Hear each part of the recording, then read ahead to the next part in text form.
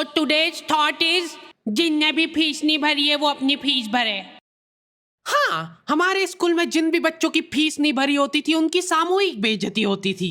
और उससे भी ज्यादा दर्द की बात यह है कि वो जो बच्चा थॉट पढ़ रहा है उसने भी फीस नहीं भरी है।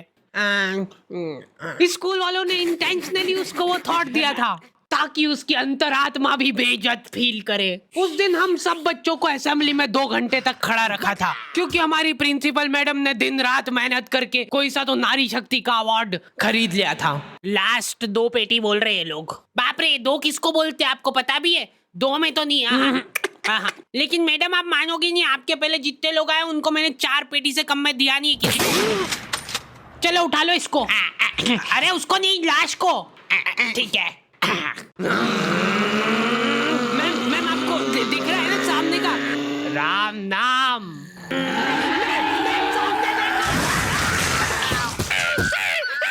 उस दिन हमारे स्कूल में अवार्ड के सेलिब्रेशन के लिए अलग तैयारियां चल रही थी। तो और मतलब पढ़ाई लिखाई कैसी चल रही है अपने फिर? हैं कुछ हेल्प वगैरह लगेगी क्या?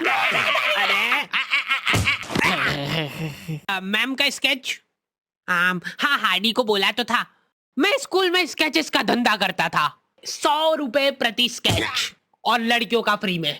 मैंने एक बार चमेली का स्केच बनाया था। उसने बनाने का बोला नहीं था, मैं खुद से बना के ले गया था। वो देख के वो एकदम इम्प्रेस हो गई और उसने जाके अपने बंदे को दिखा दिया, ये देखो हार्डी ने बनाया, कितना अच्छा बनाया यार, हूबहू लग रही हूँ मैं एकदम। उसका बंदा राजेश और उसके साथ 2-4 लौंडे लपाड़े और बहुत स्केच बनाना आ रहा है देखो आजकल, हमारा भी बना दे कभी। अरे भाई पर हुआ क्या?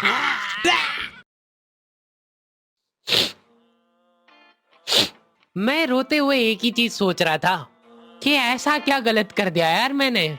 सिर्फ आई लव यू चमेली तो लिखा था मैंने। ये क्या बना के लाए हो? मिट्टू लग रहा है एकदम। निकलो। ड्राइंग वाली मैडम ने मेरे को प्रिंसिपल मैडम का स्केच बनाने का बोला था और मैं अपनी जिंदगी का सबसे वाहियात स्केच बना के ले गया क्योंकि फ्री में बनवा रहे थे मेरे से। मैम अब फ्री में तो ऐसा ही मिले। असेंबली ग्राउंड में सारे कैदियों को हाइट वाइज खड़ा करा जाता था और जो भी बच्चा प्रेयर के बीच में आंखें खोलता था या हिला डुली करता था, पसीना पोंछ रहा था वो बेचारा। प्रेयर खत्म होने के बाद हमारे आसपास लाशें पड़ी होती थी। असेंबली से क्लास तक का फासला बहुत कठिन होता था कुछ बच्चों के लिए। ओए रोक इधर, तेल क्यों नहीं डाला? सर वो मेरे घर पे जो कोई भी तेल लगा के नहीं आता था उसको घसीट के काल कोठरी में फेंक देते थे लोग और वहीं पे 25 लीटर वाली सोयाबीन तेल की केन उसके ऊपर ढोल देते थे। सर मैं कल बेचारे बच्चे फिर भी जैसे तैसे अपने क्लासरूम तक पहुंच रहे हैं और वहां पे टीचर के आते पते ही नहीं है। उनकी अलग मीटिंगें चल रही है ऑफिस में। अच्छा चलो बताओ कि अपन इन बच्चों को और किस तरीके से लूट सकते हैं। मेरे पास एक आइडिया है। देखो अपन क्या है कि एक प्रोजेक्टर लगवाते हैं एक ही क्लास में। कैदी को क्लास में कोई संभालने वाला नहीं होता है तो ये अपने जंगली पने पे उतर ही आते हैं। मैं डर रहा हूँ। लोहे की स्केल से बेंचे रगड़ रहे हैं, मिस्त्री फेल हो जाए इनके सामने, ऐसा फिनिशिंग वाला काम करते थे। लेकिन इनके जंगली पने यहीं पे खत्म नहीं हो रहे।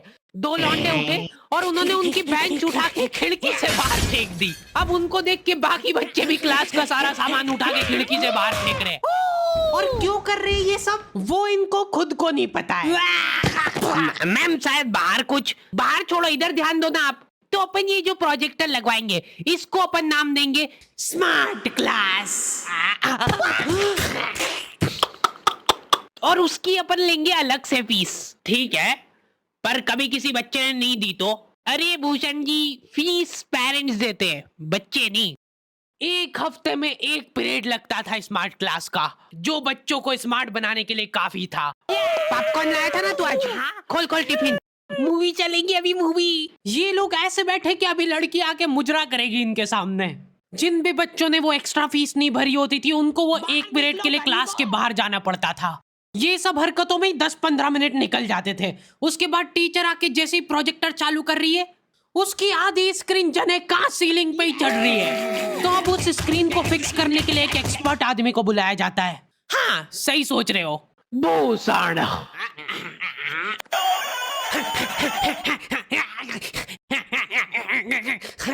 जो बेंच पे चढ़ के उस स्क्रीन को सेट करता है। यस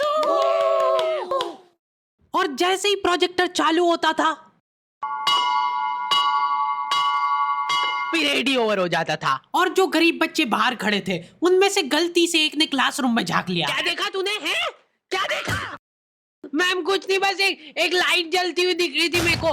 10 रुपए लगेंगे तूने जो 1 सेकंड देखा है उसके। ये सुविधा के कारण हमारे स्कूल के बच्चे इतना स्मार्ट बन गए थे ना, एक बार एक बच्चे को गुस्सा आया तो वो प्रोजेक्टर की डिस्प्ले केबल उखाड़ के ले गया घर।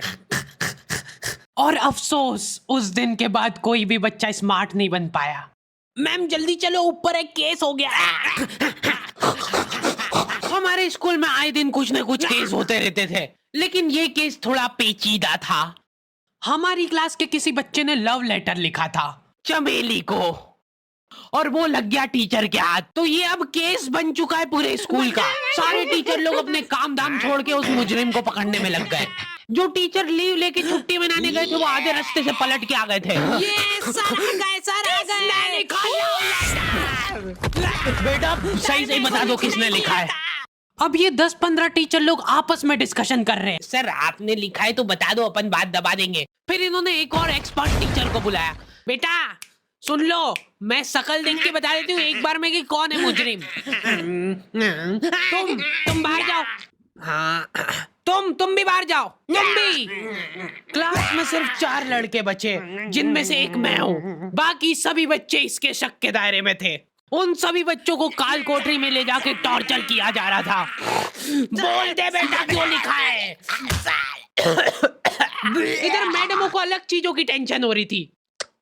इसने चमेली में मात्रा तक गलत लगाई है। अरे रुको, इसका बाप भी बोलेगा सच। बोल दे बेटा क्यों लिखा था। बस हाँ बोल, तूने लिखा था। बोल। सर हाँ सर मैंने हाँ नहीं लिखा। सर हमने नहीं लिखा। चुप।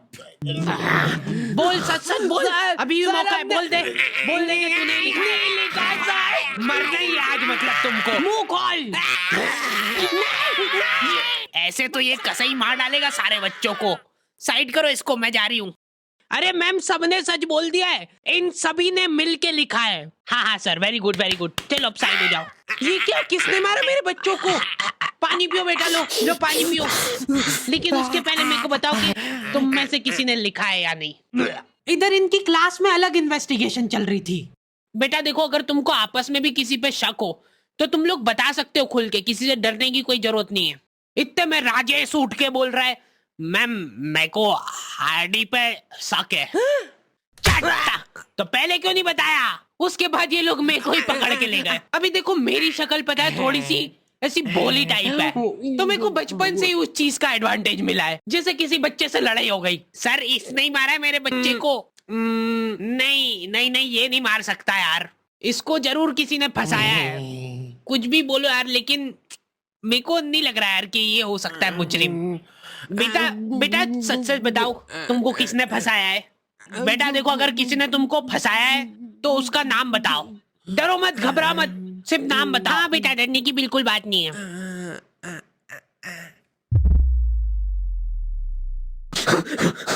राजेश कौन है? सर मैं।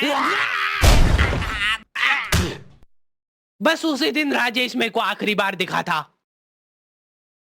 लेकिन वो लव लेटर किसने लिखा था वो आज तक रहस्य ही है।